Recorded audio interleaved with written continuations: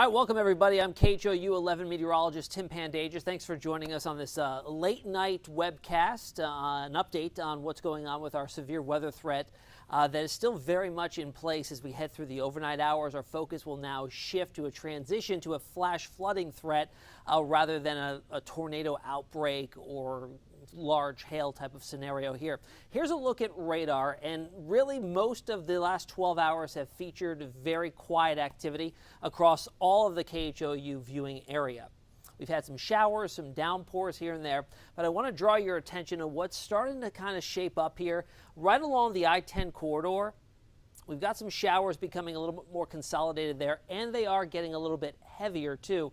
It looks to be some sort of boundary that's beginning to set on up there. Also, you can take note, what your eye gets drawn to what's going on off to the west. That's the actual cold front that's pushing on through the Austin area along the I-35 corridor there, and this has also been filling in over the last couple of hours. In fact, if I put it in motion here, over the last 2 hours, you can see it's really starting to come to life.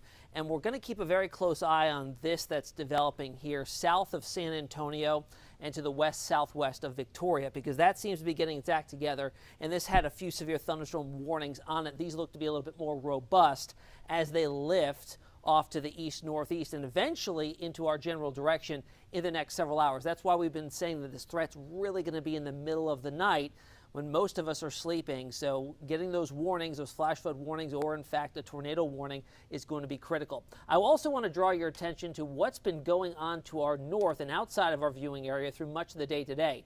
I'm going to take us back the last 6 hours on radar and just play it on out here. And I want you to take note on what's going on here north through Bryan College Station.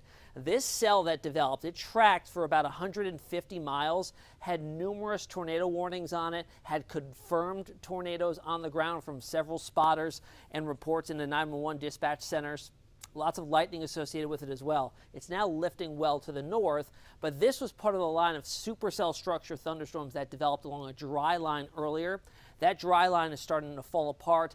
Behind it, the cold front seems to be taking over the reins and will be driving the rest of the event as we go forward. So that's all driving off to the north, which is good. We're going to keep an eye on this I-35 line that's starting to develop. And just recently now, it's starting to show some signs of becoming stronger. Earlier, we had no lightning along these. Now we're seeing lightning flare on up. And with this type of scenario, we're not seeing individual cells.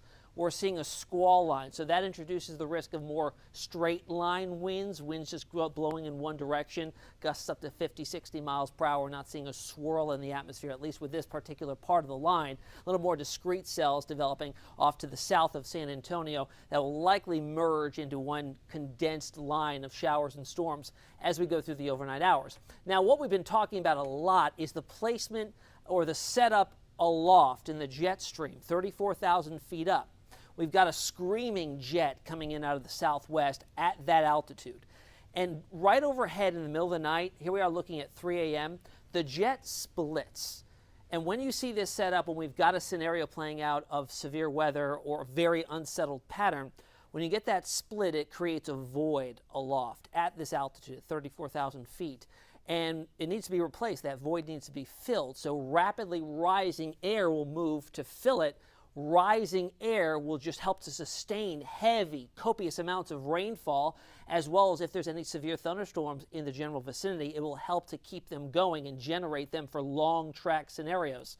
So seeing this is a little bit concerning as we head through the overnight. This will likely help play out to see the flash flooding event unfold in parts of our area. So here's the big picture. We go from Austin down to San Antonio to Laredo and Corpus Christi. You see this bottom southern portion of that line developing, heading in our general direction. That's going to be one that we're going to want to watch. So what do the models say?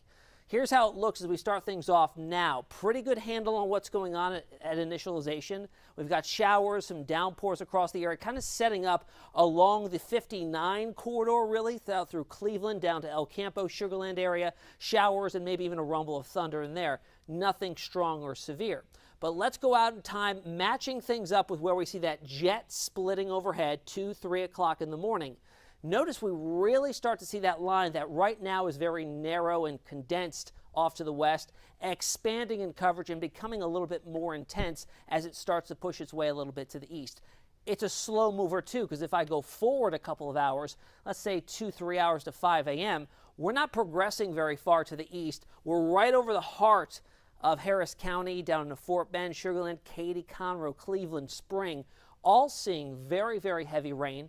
There could also be embedded strong storms, maybe even severe storms. So our tornado threat, although lower in the overnight, is not completely absent. Still some large hail potentially, but really it's going to be the heavy rain that overwhelms drainage basins. Now, we've been very dry. In fact, a large portion of the area is classified as some sort of level of a drought over the past couple of weeks. So the ground can handle a good amount of rainfall. But when it comes down all at once for a prolonged period of time, eventually you hit that saturation level and you start to overwhelm basins. So street flooding looks to be more of an issue here. And the timing of it right in the middle of the morning commute certainly isn't helpful. So here we are at 7 a.m. The line starts to push off to the east a little bit along the I-45 corridor and points east of there, and even farther to the east once we get towards 8, 9 o'clock. It clears our area totally, and we see rapidly improving weather. And I will tell you, after this bump of the road with these showers and storms overnight and the flash flooding threat, we are in for a long stretch of sunny, dry, and very comfortable temperature-wise weather straight through early next week. So we've got a long duration of really nice weather coming our way in the short term after we get past the next 12 hours. So our flooding potential here, the excessive rainfall outlook for overnight, we judge it on a 4-tier level. We're at a level 3, especially areas by the Woodlands, points north of there, favoring areas north of I-10 overnight into the early morning hours of Tuesday. Now, our current severe alerts that are in place, we've got a tornado watch up, 2 separate tornado watches. One that was issued earlier today that was supposed to expire at 10 o'clock was extended until 1 a.m. And one also for our northern counties, Montgomery, points north of there. That one is until 3 a.m. And this really also helps tell the story of our 2-phased storm threat. First was the tornado threat with the tornado watch that's up. Once that is allowed to expire, the flooding threat takes over, and that's up until 7 a.m. A flash flood watch up for all the areas in green. That includes Harris County, points north and northeast of there. So the flooding threat will start to become the more dominant threat as we head through that time frame. Models don't have a great handle on the amount of rain. A lot of times when you get these micro-scale little phenomena in terms of heavy rainfall in training thunderstorms, they don't handle it too well. So 2 to 4 inches in some of these areas could easily be doubled or even tripled, which is why the localized areas could see 5 to 7 inches of rain that may be possible. All right, here's what we're looking forward to once we get past tomorrow on Tuesday. Early morning storm shower threat. Then it's gone, and then literally nothing else is on our horizon right through early next week. We got a long stretch of super nice weather for Saturday and Sunday, our first full weekend of spring with temperatures in the upper 70s to around 80. We'll be with you all throughout the night. You can always download the KHOU 11 app to get alerts set to your phone, sending you when they are issued for where you live with GPS alerts, and you can find us online, on digital, and on air if need be through the overnight.